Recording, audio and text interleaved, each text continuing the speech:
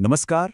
आज हम पश्चिम बंगाल की राजनीति को हिलाकर रख देने वाली एक बेहद संगीन घटना का गहराई से विश्लेषण करने वाले हैं।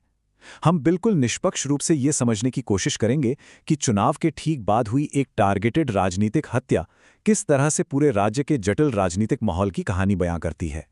तो चलिए सीधे तथ्यों पर आते हैं।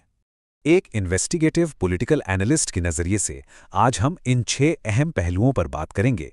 पहला, मध्यम ग्राम की वो खौफनाक घटना। दूसरा, हमले की पूरी प्लानिंग। तीसरा, राजनीतिक आरोप प्रत्यारोप। चौथा, बंगाल की पुरानी कैडर राजनीति। पांचवा, पुलिस का एक्शन। और छठा, सत्ता हस्तांतरण पर इसका सीधा असर। चलिए बिना किसी देरी के शुरू करते हैं। शुरुआत करते हैं सबसे पहले हिस्से से, मध्यम ग्राम की वो चौंका देने वाली राजनीतिक हत्या। दरअसल उस रात हुआ क्या था। 41 साल के चंद्रनाथ रथ, जो कि बीजेपी नेता शुभेंदु अधिकारी के कार्यकारी सहायक थे, उनकी गोली मारकर हत्या कर दी गई। अब सोचिए, ये मामला रातों रात पूरे देश की हेडलाइंस में क्यों आ गया? क्योंकि जिनकी हत्या हुई वो राज्य के अगले संभावित मुख्यमंत्री के सबसे खास और करीबी रणनीतिकारों में से एक थे।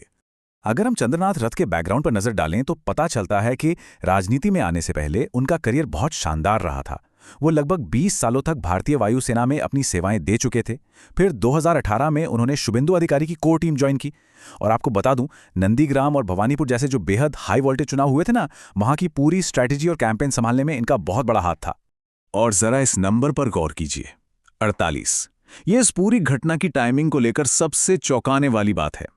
विधानसभा चुनाव के बेहद कड़े नतीजे अभी आए ही थे और उन नतीजों की घोषणा के 48 घंटे भी पूरे नहीं हुए थे कि इस हत्याकांड को अंजाम दे दिया गया। अब आते हैं दूसरे हिस्से पर। आखिर इस हमले को जैसोर रोड पर अंजाम कैसे दिया गया? इसके पीछे की टैक्टिक्स क्या थीं? अगर हम इस घटना की पूरी प्लानिंग को एक इन्वेस्टिगेटिव एंगल से देखें तो ये कोई आम वारदात नहीं लगती। इसमें पूरी तरह से एक सामरिक तरीका अपनाया गया था। सबसे पहले जेसोर रोड पर चंद्रनाथ की सफेद स्कॉर्पियो का पीछा किया गया, जिसे द टेल कहते हैं। फिर दोहरिया जंक्शन के पास एक छोटी गाड़ी ने अचानक उनकी एसयूवी का रास्ता रोक लिया और अंत में एक बाइक पर सवार शूटर ने बिल्कुल करीब से, जिसे हम पॉइंट ब्लैंक रेंज कहते हैं, वहां से पैसेंजर सीट की तरफ 4 से 6 राउंड फायरिंग कर दी। वहां मौजूद एक चश्मदीद का जो बयान सामने आया है वो सच में रोंगटे खड़े कर देने वाला है। उनका कहना था कि गोली चलाने वाला कोई नौसिखिया नहीं बल्कि एक एक्सपर्ट लग रहा था। वो अपना काम करके पलक झपकते ही फरार हो गया। इस चश्मदीद के बयान और वहां फैले खौफ से एक बात तो बिल्कुल साफ है कि ये हमला पूरी तरह से पहले से प्लान किया गया था। जरा इस टाइमलाइन को देखिए। बुधवार की वो रात सब कुछ कितनी तेजी से हुआ। रात 10:20 पर गाड़ी रोकी जाती है। 10:22 तक चंद्रनाथ और उनके ड्राइवर पर ताबड़तोड़ गोलियां चल चुकी होती हैं। 10:35 पर वहां मौजूद पब्लिक उन्हें तुरंत एक प्राइवेट अस्पताल ले जाती है और रात 11 बजे तक डॉक्टर्स आधिकारिक तौर पर रथ को मृत घोषित कर देते हैं। मतलब ये पूरा का पूरा ऑपरेशन सिर्फ कुछ ही मिनटों का था। आगे बढ़ते हैं तीसरे भाग की तरफ। इस हत्या के बाद जो राजनीतिक तूफान उठा और जिसने पूरे राज्य को 2 अलग-अलग नैरेटिव्स में बांट दिया। जैसे ही ये खबर फैली, दोनों ही प्रमुख पार्टियों की तरफ से बिल्कुल अलग-अलग आधिकारिक प्रतिक्रियाएं आईं। एक तरफ बीजेपी का सीधा आरोप है कि ये चुनाव नतीजों की खुन्नस में की गई एक बहुत बड़ी साजिश और टारगेटेड हत्या है, ताकि डर का माहौल बनाया जा सके। वहीं दूसरी तरफ टीएमसी ने इस घटना की कड़ी निंदा की। उन्होंने कहा कि उनके खुद के कार्यकर्ताओं पर भी हमले हो रहे हैं और इस सच को सामने लाने के लिए उन्होंने खुद कोर्ट की निगरानी में निष्पक्ष सीबीआई जांच की मांग कर डाली। इन तीखे बयानों और रिएक्शंस के पीछे के असली कारण को समझने के लिए हमें चुनाव के इन नंबरों को देखना होगा। 2026 के विधानसभा चुनाव के नतीजे देखिए। बीजेपी ने 207 सीटों के साथ एक प्रचंड जीत दर्ज की और टीएमसी, जो 15 साल से सत्ता में थी, वो 80 सीटों पर सिमट गई। सत्ता और पावर का जो ये भारी उलटफेर हुआ है ना, उसी ने इस पूरे माहौल को इतना तनावपूर्ण बना दिया है। चलिए अब अपने चौथे बिंदु पर आते हैं, बंगाल की काडर राजनीति। आखिर इस अशांति और हिंसा की असली जड़ें कहाँ हैं? आपने अक्सर बंगाल के संदर्भ में कैडर पॉलिटिक्स शब्द सुना होगा। इसका मतलब क्या है? असल में ये ज़मीनी स्तर पर पार्टी का एक ऐसा मजबूत ढांचा होता है जिसका इस्तेमाल किसी इलाके पर अपना दबदबा बनाने, वहाँ के संसाधनों को कंट्रोल करने और अपने समर्थकों को एकजुट रखने के लिए किया जाता है। तो जब भी यहाँ चुनाव होते हैं, वो सिर्फ एक लोकतांत्रिक प्रक्रिया नहीं होती, बल्कि अपने अपने इलाके में वर्चस्व और अस्तित्व बचाने की एक बहुत बड़ी लड़ाई बन जाते हैं।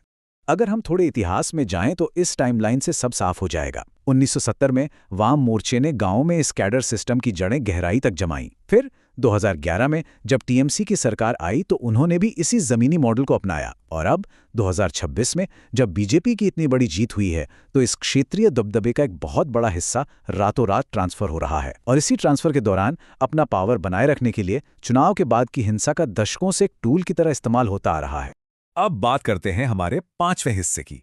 लॉ एनफोर्समेंट यानी पुलिस और प्रशासन इन बिगड़ते हालातों को कैसे संभाल रहा है। राज्य के पुलिस महानिदेशक की तरफ से जो आधिकारिक आंकड़े सामने आए हैं वो काफी चिंताजनक हैं। चुनाव के बाद हुई हिंसा के मामले में अब तक पूरे राज्य में कम से कम 200 एफआईआर दर्ज की जा चुकी हैं। और बात सिर्फ एफआईआर तक सीमित नहीं है। इन चौतरफा झड़पों को रोकने के लिए प्रशासन ने अब तक 433 से भी ज्यादा लोगों को सीधे तौर पर गिरफ्तार कर लिया है। चुनाव आयोग को शायद इस बात का पहले से ही अंदाजा था कि नतीजे आने के बाद हालात कितने बिगड़ सकते हैं, इसलिए उन्होंने पहले से ही 70,000 सेंट्रल आर्म्ड पुलिस फोर्स के जवानों को तैनात कर रखा था। इसके अलावा एहतियात के तौर पर 1,10,000 से ज्यादा लोगों को हिरासत में लिया गया है। और अगर हम इन्वेस्टिगेशन की बात करें तो पुलिस ने वो गाड़ी सीज कर ली है जिस पर फर्जी नंबर प्लेट लगी थी।